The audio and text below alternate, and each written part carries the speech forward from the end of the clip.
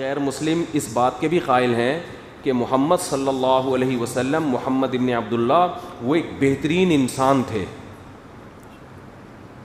اور وہ یہ بھی کہتے ہیں کہ انہوں نے انسانیت کو سدھارنے کے لیے یہ طریقہ نکالا تھا کہ میں پیغمبر ہونے کا دعویٰ کرتا ہوں، جہنم کی آگ سے ڈراتا ہوں، جنت، اور کہ یتیم کا مال کھانے سے یہ، تو اصل میں ایسا ہے کچھ بھی نہیں، لیکن ان کی نیت اچھی تھی، انہوں نے یہ اپنے فائدے کے لیے نہیں کیا بلکہ انسانیت کو فائدہ پہنچانے، کیونکہ نبی صلی اللہ علیہ وسلم کی جتنی تعلیمات ہیں وہ تو غیر مسلم بھی دیکھتا ہے کہ یار وہ تو ساری انسانیت کے فائدے کے لیے، نبی کے اپنے فائدے کے لیے تو اس میں کچھ بھی نہیں ہے۔ خود تو آپ کی زندگی یہ کہ 40 دن گھر میں چولہا نہیں جل رہا اور کھجور کی چھال پہ سو رہے ہیں، آرام کر رہے ہیں۔ آج میں مشکات پڑھاتا ہوں نا جامعۃ الرشید میں، ایک حدیث سامنے آئی کہ مضر قبیلے کے کچھ لوگ رسول اللہ صلی اللہ علیہ وسلم سے ملنے کے لیے آئے۔ آپ صلی اللہ علیہ وسلم نے جب ان پہ فقر و فاقہ کے آثار دیکھے نا، انتہائی غربت، بھوک کی حالت، اور کپڑے بھی پورے نہیں جسم پہ، تو حدیث میں آتا ہے فتمعر وجہ رسول اللہ صلی اللہ علیہ وسلم، آپ کے چہرہ انور متغیر ہو گیا۔ یہ راوی بیان کر رہے ہیں، حدیث کے صحابی بیان کر رہے ہیں کہ نبی کے چہرے پر لکیریں آ گئیں۔ اور دیکھو جب کوئی پریشان ہوتا ہے نا تو وہ اپنی پریشانی چھپا نہیں سکتا، غم چہرے سے جھلک جاتا ہے، اس میں دو نمبری کرنا بہت مشکل کام ہوتا ہے۔ خوشی کے آثار حدیث میں آتا ہے جب نبی خوش ہوتے ہم آپ کے چہرے کو دیکھتے تو آپ کا چہرہ کھلکھلا، جب آپ کسی کو خوشی کی خبر دیں کیسا چمک اٹھتا ہے نا چہرہ۔ تو کچھ کیفیات ایسی ہوتی ہیں جو انسان چھپا نہیں سکتا، اس میں جھوٹ ممکن نہیں ہے، الا یہ کہ میک اپ کر کے کوئی جیسے رونے کی وہ بنا لے، پیاز سے آنسو ٹپکا لے، وہ ایک الگ بات ہے، لیکن وہاں تو کوئی نہ پیاز ہے نہ کوئی اور چیز رکھی ہوئی ہے۔ تو یہ وہ کیفیات ہیں جو صحابہ بیان کر رہے ہیں نبی صلی اللہ علیہ وسلم کی۔ تو حدیث میں آتا ہے آپ کا چہرہ کیا ہو گیا؟ متغیر، ٹینشن میں آ گئے، پریشانی میں آ گئے۔ آپ بتاؤ کسی کی ٹینشن دیکھ کے پریشان ہونا یہ برے لوگوں کا کام ہے، اچھے لوگوں کا کام ہے؟ تو غیر مسلم بھی یہ حدیثیں پڑھتے ہیں نا، یہ واقعات پڑھتے ہیں۔ تو آپ صلی اللہ علیہ وسلم نے حضرت بلال کو حکم دیا اذان کہو، نماز قائم ہوئی، آپ ممبر پہ کھڑے ہو کے آپ نے خطبہ دیا، اور آپ صلی اللہ علیہ وسلم نے فرمایا، سورہ حشر کی آیات تلاوت کی، وَلْتَنظُرْ نَفْسٌ مَّا قَدَّمَتْ لِغَدٍ یا ایھا الذین آمنوا اتقوا اللہ، لوگو اللہ سے ڈرو، یا ایھا الناس اتقوا ربکم، یہ والی آیتیں بھی پڑھی سورہ نساء کی، اے لوگو اپنے رب سے ڈرو، اور سورہ حشر کی آیتیں بھی پڑھی کہ اللہ سے ڈرو، وَلْتَنظُرْ نَفْسٌ مَّا قَدَّمَتْ لِغَدٍ، اور ہر نفس کو چاہیے وہ دیکھے کل کے لیے کیا جمع کر رہا ہے۔ تو ان کی قبیلے کے لوگوں کی حالت دیکھو، آخرت کمانے کا بہترین موقع ہے، کل کے لیے دیکھو کیا کر رہے ہو۔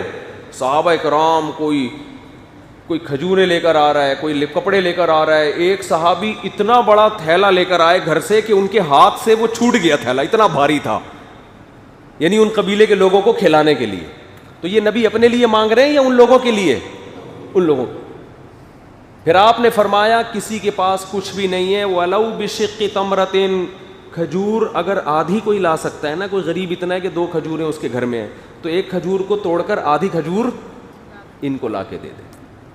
تاکہ کل قیامت کے دن اللہ کے عذاب سے بچ سکے، وہ کہہ سکے کہ اللہ میں نے کچھ غریب لوگ دیکھے تھے جن کی یہ حالت تھی تو مجھ سے یہی ہو سکا، میں نے یہی کر لیا۔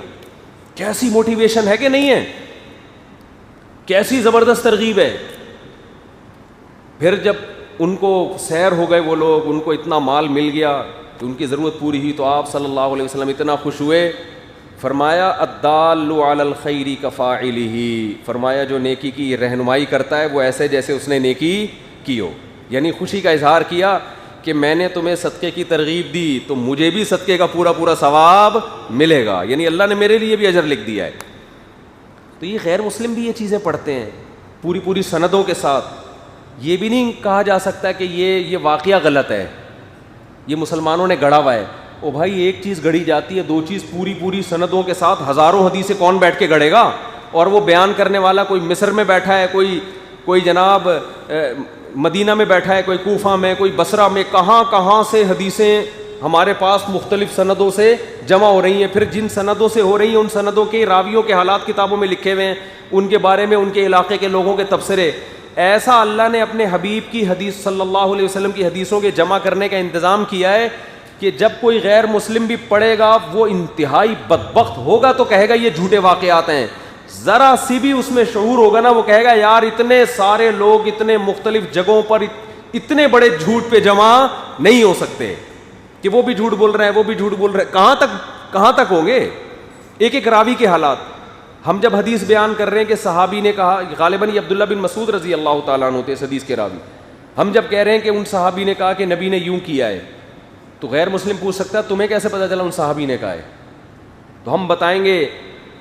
پوری سند پیش کریں گے اس کے سامنے کہ کتاب یہ ہے, حدیث کے مؤلف نے فلاں سے حدیث سنی, انہوں نے فلاں سے, انہوں نے فلاں سے. وہ کہے گا یہ فلاں فلاں ہو سکتا ہے فرضی لوگ ہوں, یہ ہو ہی نہیں. ہم کہیں گے آؤ ہم ان کے حالات پر الگ سے کتابیں لکھی ہوئی ہیں, یہ فلاں یہ ہے, اس کا یہ نام ہے, اس کے باپ کا نام یہ تھا, یہ فلاں جگہ پیدا ہوا, فلاں جگہ اس کی موت ہوئی, اس کے فلاں فلاں استاد تھے, فلاں فلاں اس کے شاگرد تھے, اتنے لوگوں سے علم حاصل کیا ہے. اور اس زمانے کے علماء کا اس شخص کے بارے میں تبصرہ, یہ ایک ایک چیز ہمارے پاس کیا ہے, محفوظ ہے, ایک راوی کی نہیں, ہر راوی کی. اس کے بعد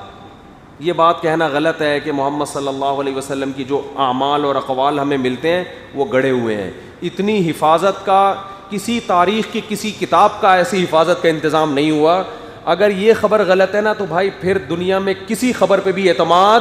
نہیں کیا جا سکتا, یہ تو ممکن نہیں ہے.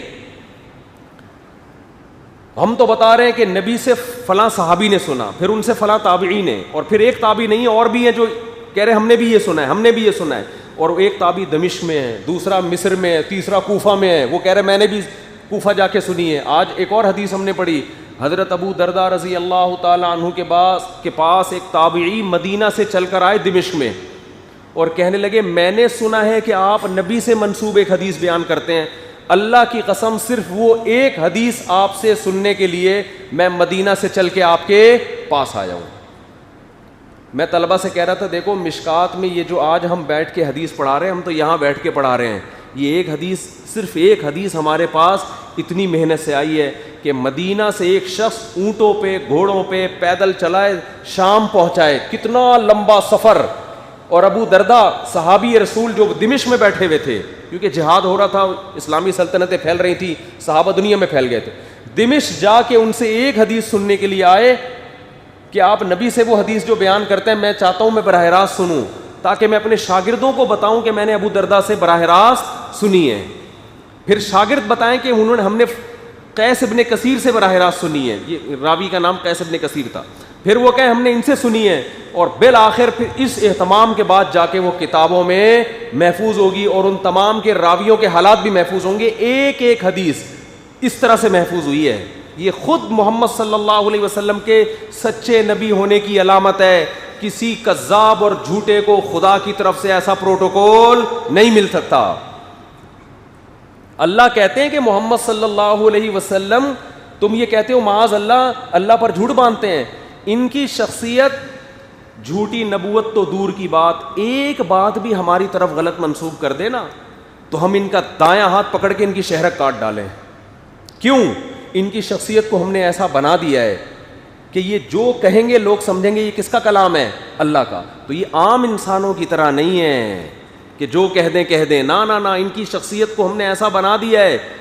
ایسا صادق اور امین کی مہر ان پر لگ چکی ہے کہ اب اگر یہ ایک بات بھی ہماری طرف غلط منسوب کریں گے تو ہم ان کو پنپنے